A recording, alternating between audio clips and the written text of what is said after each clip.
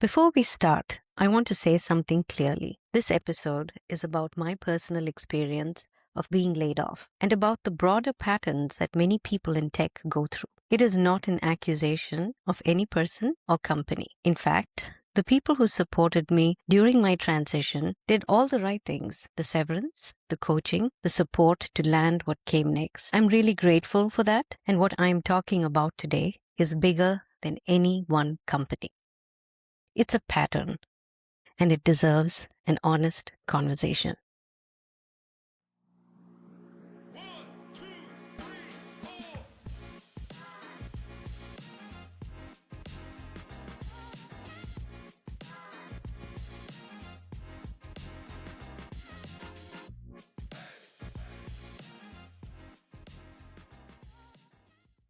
In late 2025, I was laid off.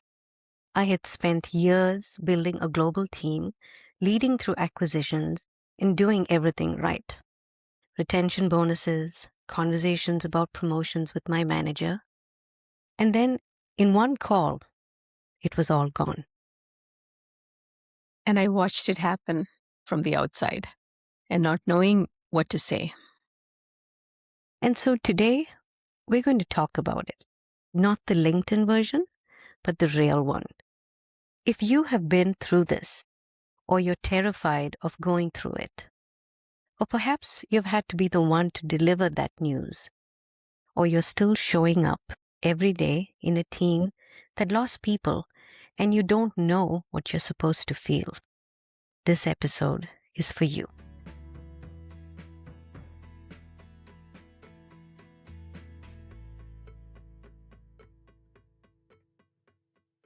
So, Anne, take us back to that call, not the summary, the actual moment. What was the first thought? What did you do right after it ended? So, a bit of context before that call, because I think the timing really matters. On a personal note, we had just moved my family of 4, plus my mom, across the country, West Coast to East Coast, to be closer to extended family, mainly you, Preethi, while we navigated my mom's cancer treatment and her old age care. That move, that transition alone was enormous, and it had been approved at work by my manager and HR officially, and so from a work perspective, we had done everything right. Now, I still have 2 kids in university. My husband is hoping and planning to semi-retire. My mom is in treatment. We were already carrying quite a lot. And on the professional side, things were going pretty well, I thought. I was having conversations about the next level in my career. I just received a retention bonus that year. So all the signals were showing positive. And then that call came. I remember feeling faint and wondering, is this a dream?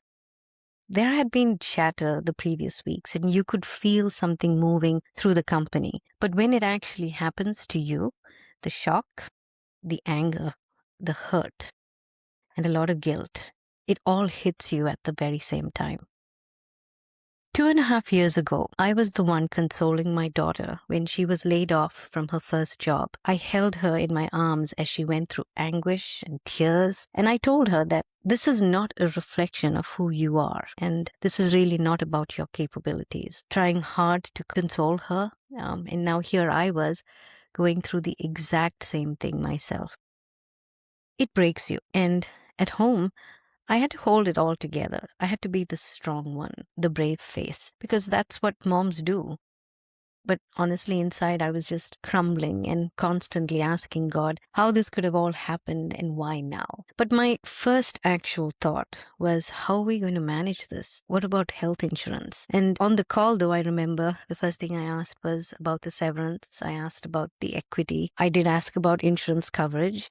And then I also asked who else and why me. And what I heard was AI-driven restructuring. So for months, I had been doing exactly that. I had been building AI into our systems and processes. I was getting my teams to think about using more AI. And I thought I was doing a pretty good job of leading that change and overcoming AI resistance. But apparently that was not what this was about.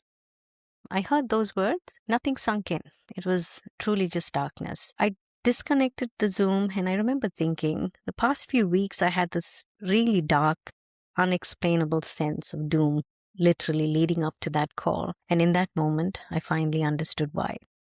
That day took a piece of me, a piece of my identity, a piece of my confidence, and it changed me as a person. Preeti, you were the one who was watching from the outside. What was it like for you? Did you know what to say and what not to say to me? I was traveling when you called me, miles away, and the first thing I felt wasn't just sadness, it was more of a helplessness because I couldn't be there. I couldn't show up physically. And then the other thing hit me too, that you had just moved your entire family across the country, partly to be closer to me. That was a plan we had. No one else had signed up for that. You had convinced everyone to uproot their lives. And then this happened just a few weeks later. So I sat with that guilt for a long time. I think that was something that you could only share with me because you couldn't really open up to anyone about it. Not fully. And you had to show a brave face at home for the kids, for your husband and mom. And I knew that. So I wanted to be the one person you could be completely vulnerable with, the one person you didn't have to hold it all together for. And I thought that is what I could give you, not answers, because I didn't have any, not a plan, but just you don't have to be strong right now, and that one person that you can just be yourself with. And thank you for that.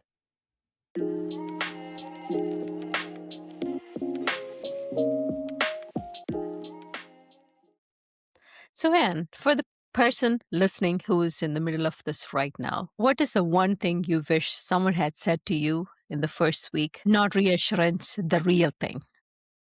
So, when the news got out, a lot of people reached out to me from my company, across my network, across the organizations, the people that I work with. All of them were actually in shock, most not quite knowing what to say or do. Some of them offered LinkedIn references, job introductions, connections to their network. And here's what I want to say about that. There is actually no right nor wrong. And I would rather you reach out and not know what to say than not reach out at all, because showing up matters, even imperfectly. Now, what I wish someone had told me, honestly, is that it's a brutal market, Anne. Be prepared for a lot of rejections. It's going to be really, really hard, but don't give up. But in hindsight, now I know that probably was not the best time to hear that either, because I was broken. I truly was. I was shattered. And I already knew that this was what was going on in the industry. We've been watching it outplay every week. Every week we would hear of layoffs happening all around us. But what that knowledge actually did was brew this determination in me. And I was determined to give it everything I have. I was going to get a job. The industry didn't matter. I was going to give it my all. Now, here's what I've come to understand about this moment. For some people, a layoff is genuinely a silver lining, a forced reset, an unexpected clarity. For some, it's early retirement, a door into a franchise, or a passion that they never had time to pursue, time with family perhaps, a chance to slow down, build a new life. And I celebrate that. I really do.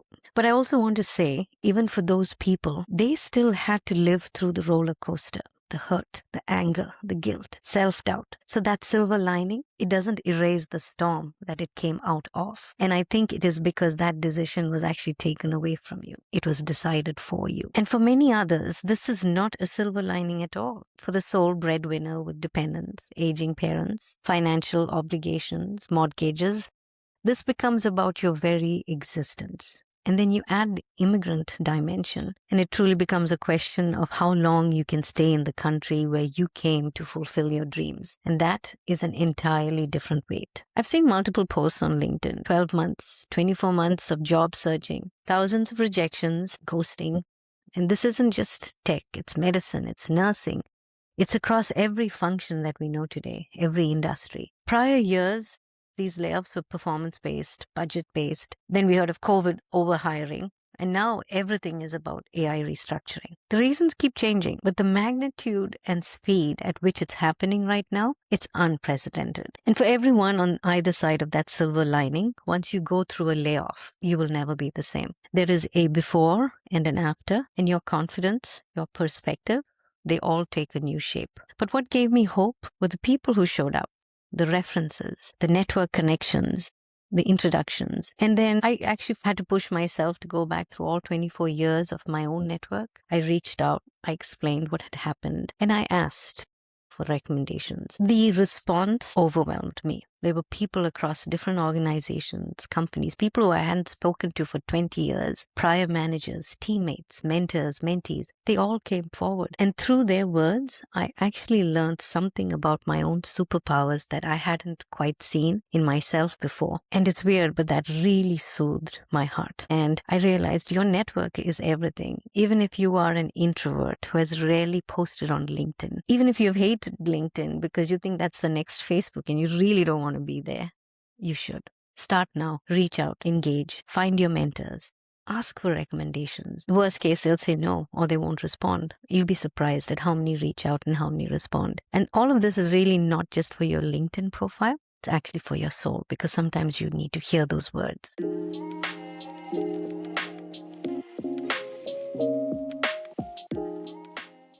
So there's another person in that story that we don't talk about enough. The one who made that call, the one who sat across from someone they respected or someone they had hired, developed, fought for, and had to say the words. I have been in that shoes. I've been that person.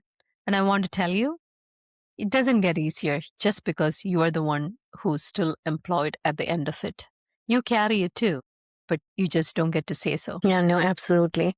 And there is a Substack piece that I read during this time, Leading Through AI Transformation with Your Humanity Intact. And I'll link that in the show notes. It truly captures what this moment asks of leaders better than anything else that I've found. The writer says something that I keep coming back to. The moment you stop feeling the weight of being the person who changes someone's professional life, you have stopped leading and started administrating. And a little later in that article, she says, never systemize this. The volume of these conversations will increase as AI transformation accelerates, and the temptation to turn this into a process will be real. That is exactly when the standard matters the most. Yeah, that line, never systemize this, that is the one that stays with me. You don't lead with explanations. You don't lead with solutions. You lead with listening, and really listening, not waiting for your turn to say something helpful, not jumping to the next steps or suggestions, just being present in the grief with them because they have lost a part of them. It is grief, processing it alongside with them, and then, only then, offering the validation and the support as they figure out what comes next. Because here is what I've learned from being on both sides of this. The most human thing you can do in the moment, whether you made the call or received the call or watched it happen from across the country, it is to simply refuse to let the person feel alone and listen. Sometimes it could mean just sitting in silence. That is not a leadership framework. That is just being human, and it costs nothing except your full presence.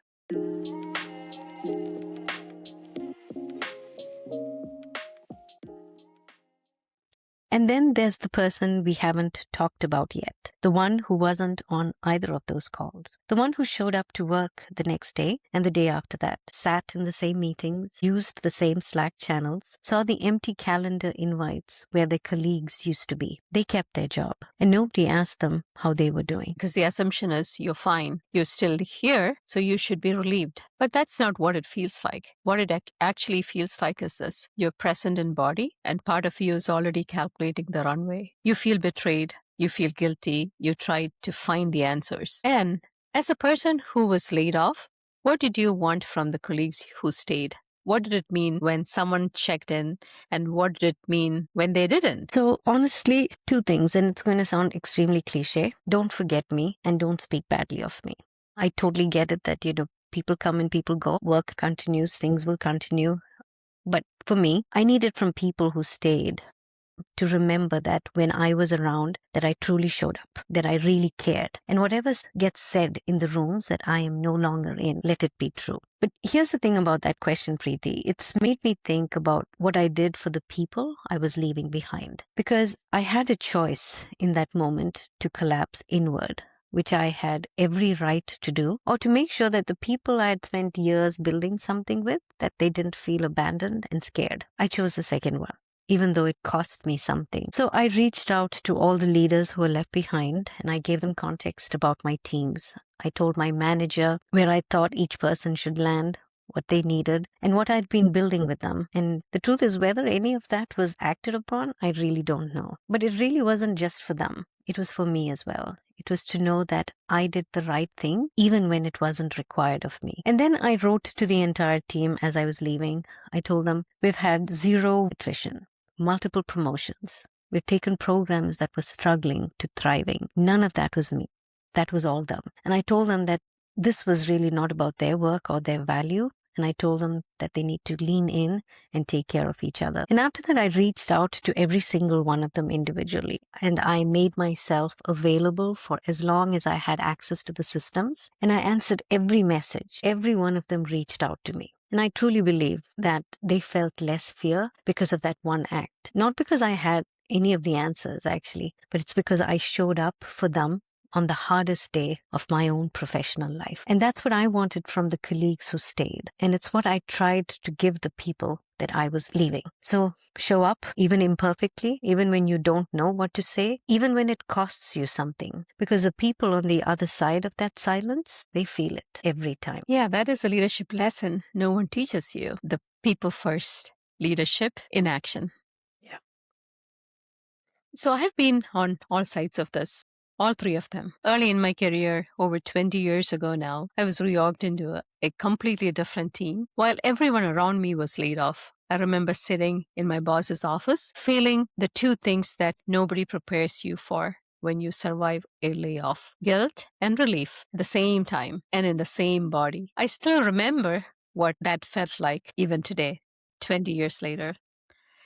The guilt of being spared, the mourning of losing colleagues that you had built something with, the work friends, the helplessness of watching it happen and not being able to change any of it, all that is real and none of it get acknowledged because you still have a job. So the assumption is you are fine, but you're not fine. You're just still employed. The trust is broken. And over the years, I've been through other layoffs, big ones and small ones, that affected my organization. Each time, the same feeling comes back: the grief of losing people, the disorientation of a team that suddenly looks different, the unspoken question of whether you are next. But here is what I want to leave you with. I remember a colleague, she was the only one left on her team. Her manager was gone. Every teammate was gone. She was completely alone in the wreckage of what had been her team to continue doing the whole team was doing. I remember reaching out to her, simply asking her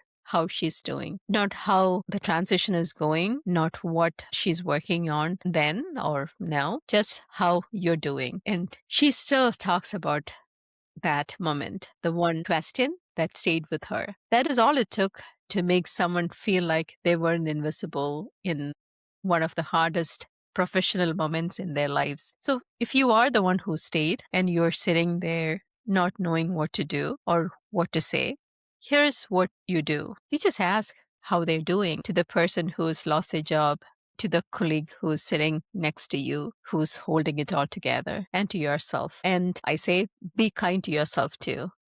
You ask, and then you actually listen to the answer. You wait for them to answer, or you just sit in silence. Yeah, that's beautiful. So before we close, one thing for each of the three people in this episode. If you are the one who got the call, the "which one was I" question will come, and you are allowed to ask it. You may never get the answer, and that is not a reflection of your worth. It is a reflection of how those decisions get made. Your network is everything.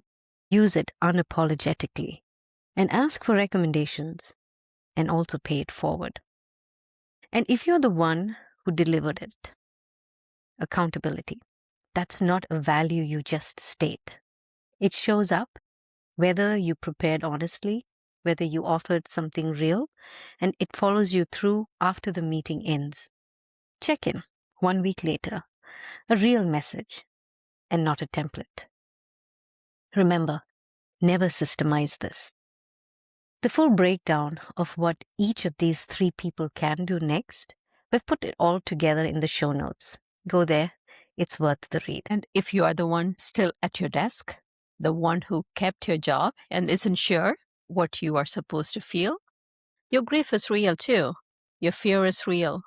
You don't have to perform gratitude you don't feel. Name the fear to yourself. Build your agency now, not from panic, but from clarity. update your skills, strengthen your network. The best time to build a runway is before you need one urgently. Check in on the person who left. A message, a coffee. It'll matter more than you think to them and to you. Absolutely. So before we go, I want to tell you something that I haven't said yet in this episode. I was blessed. I found a new role faster than I expected, faster than this market should have allowed. And I almost didn't mention it because I know that this is not everyone's story. And I never want this to become the silver lining episode that erases everything that we just talked about. But I'm mentioning it now because of what it taught me. Not about job searching, about people showing up, about the network that caught me when my floor disappeared. And because I want you to know, if you are in it right now, that floor can come back. It doesn't always look the way you expected. The timeline is rarely the one you planned for, but it comes back. Life has its ups and downs, and layoffs, they just magnify every single one of them. They take something from you. We said that in the beginning of this episode, and we truly meant it. But here is what they cannot take. You. Because you matter. Every single time. In every room. In every role. In every season. Including this one. That was a hard episode to do. It was. So let's look at what is coming ahead of us. In episode 3, we're going deeper into the force behind all of this. Because the layoffs didn't happen in a vacuum. AI is restructuring entire org layers, not just individual roles. Companies are flattening, jobs are being reinvented. And if you are over 40, leading a team, wondering whether your own role is safe, you are not alone in that question. We're going to talk about what's actually changing on our teams, what the over 40 dimension means in this market, and the first principles that got us through every disruptions before this one. Because we have been through disruptions before. Yeah. And there are things that don't change, no matter how fast the world moves. We're Anne and Preethi, and this is Sister Code. And if this episode was yours today, share it with one person who needs to hear it. And for now, we're signing off, and we will see you in episode 3. See you there.